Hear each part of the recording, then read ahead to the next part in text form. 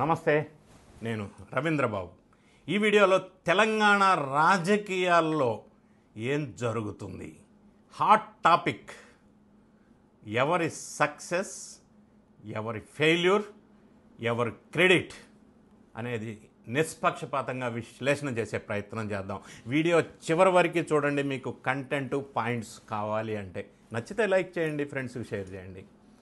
తెలంగాణ రాష్ట్ర రాజకీయాల్లో కాంగ్రెస్ ప్రభుత్వం వచ్చిన 1.5 ఇయర్లో ఎన్నో రకమైన కొత్త స్కీమ్స్ని, ప్రామిస్ చేసిన స్కీమ్స్ని ఇంప్లిమెంట్ చేయడానికి నానా తిప్పలో పడుతున్న విషయం మనం చూస్తున్నాం.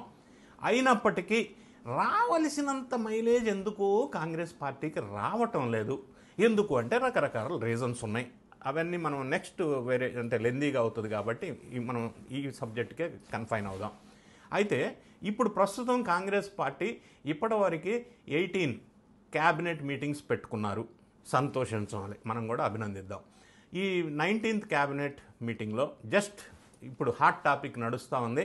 తెలంగాణ ప్రభుత్వం వారు స్థానిక సంస్థల ఎన్నికల్లో 42% రిజర్వేషన్ అమలు చేసే విధంగా క్యాబినెట్ తీర్మానం అప్రూవల్ అయిపోయింది. Very good, you will appreciate government of Telangana. ఇక్కడ విచారకరమైన విషయం ఏంటంటే ఆ క్రెడిట్ కాంగ్రెస్కి వెళ్తుందా, కవితకి వెళ్తుందా, బీఆర్ఎస్కి వెళ్తుందా? ఇప్పుడు విశ్లేషణ చేద్దాం. ప్రభుత్వం వారు తీసుకున్న 42% రిజర్వేషన్ అనేది కాంగ్రెస్ పార్టీ ప్రామిస్లో భాగంగా, బీసీ డిక్లరేషన్లో భాగంగా వాళ్ళు దీన్ని కేంద్ర ప్రభుత్వానికి రాష్ట్ర క్యాబినెట్ నిర్ణయాన్ని పంపించారు. దీన్ని ఇప్పుడు ఆర్డినెన్స్ రూపంలో తీసుకురావాలని చెప్పి నిన్న జరిగిన క్యాబినెట్లో డిసైడ్ చేశారు. దీనికంటే ముందుగా న్యాయ నిపుణుల సలహా కూడా తీసుకుంటున్నారు. ఫ్యూచర్లో లీగల్ ప్రాబ్లమ్స్ రాకూడదు అని కూడా ఇప్పుడు వాళ్ళ పని వాళ్ళు చేస్తున్నారు. అయితే ఆశ్చర్యకరంగా కవిత గడిచిన కొన్ని రోజులుగా బీఆర్ఎస్లో కవిత కుంపటి అనే ఇష్యూ మొదలైన దగ్గర నుంచి కవిత ప్రధానంగా ఫోకస్ చేస్తున్న అంశం, ఓన్ చేసుకుంటున్నటువంటి అంశం బీసీలు నా బీసీలు అని ఆమె ఎక్కువగా ఫోకస్ పెడుతుంది. మనకు గమనించాం. అంటే బీసీ నేత కృష్ణయ్యతోటి మిగతా అందరితోటి మాట్లాడుతూ ప్రతి సందర్భంలో బీసీలకి రిజర్వేషన్స్ ఉండాలా, 42% ఉండాలా అన్న నినాదాన్ని నెత్తినేసుకొని గడిచిన 2 నెలల నుంచి కవిత ఫోకస్ చేస్తూ వస్తున్నారు. నిన్న హుటాహుటిన అర్ధరాత్రి 11:30 తర్వాత ఎప్పుడైతే తెలంగాణ ప్రభుత్వ క్యాబినెట్ 42% రిజర్వేషన్ అనౌన్స్ చేసిందో ఆ టైంలో పొద్దుటి వరకు కూడా వెయిట్ చేయకుండా కవిత ఇంటి దగ్గర సంబరాలు. అంబరాన్నంటిన సంబరాలని నేను అనను, కానీ సంబరాలు అయితే నిర్వహించారు. అంత హుటాహుటిన తెల్లవారే అంతవరకు ఆగకుండా. అంటే ఈ 42% రిజర్వేషన్లో తెలంగాణ ప్రభుత్వం మెడలు వంచి సాధించిన ఘనత కవిత తీసుకుంటున్నారా, ఆమె ఓన్ చేసుకునే ప్రయత్నం చేస్తున్నారా? తద్వారా ఆ క్రెడిట్ బీఆర్ఎస్కి పాస్ అవుతుందా? ఇది ఒక సైడు. అదర్ సైడ్ మనం చూసినట్టయితే కేటీఆర్ గారు ఒక ఛాలెంజ్ విసిరారు చర్చకి రమ్మని తెలంగాణ ముఖ్యమంత్రి రేవంత్ రెడ్డి గారికి.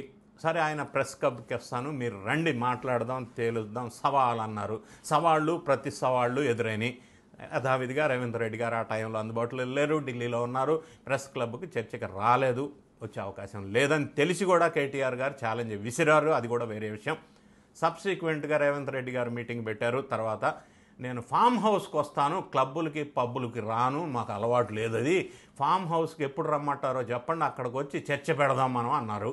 సరే, ఇవన్నీ రాజకీయమైన ఆరోపణలు, ప్రత్యారోపణలు అయినప్పటికీ బీసీ రిజర్వేషన్ 42% డిక్లేర్ చేసి కాంగ్రెస్ ప్రభుత్వం ఇచ్చిన హామీని నిలబెట్టుకుంటున్న ప్రయత్నం చేస్తున్నప్పటికీ ఈ క్రెడిట్, ఈ మైలేజ్ మరి కాంగ్రెస్కి వెళ్తుందా? ఈ మధ్యలో కవిత నా పోరాటం వల్లే ఇది సాధించానని ఆమె చెప్తున్నందువల్ల బీఆర్ఎస్కి వెళ్తుందా అనేది చూడవలసిన అవసరం ఉంది.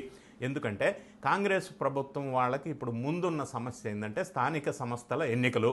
దాన్ని కూడా లేట్ అవ్వటం వల్ల కేంద్ర ప్రభుత్వం నుంచి రావాల్సిన నిధులు రావట్లేదు. కాబట్టి స్థానిక సంస్థల ఎన్నికలు డిలే చేయొద్దని హైకోర్టు ఆదేశాలని అనుసరించి వీళ్ళు ఒక నిర్ణయం తీసుకోవాల్సి వచ్చింది. సెప్టెంబర్లోపు ఈ నిర్ణయం తీసుకొని స్థానిక సంస్థల ఎన్నికలు నిర్వహించాలి కాబట్టి, అనివార్యమైన పరిస్థితి కాబట్టి వీళ్ళు వెంటనే ఒక మంచి డెసిషన్, క్యాబినెట్ నిర్ణయం తీసుకున్నారు, ఇంప్లిమెంట్ చేస్తున్నారు.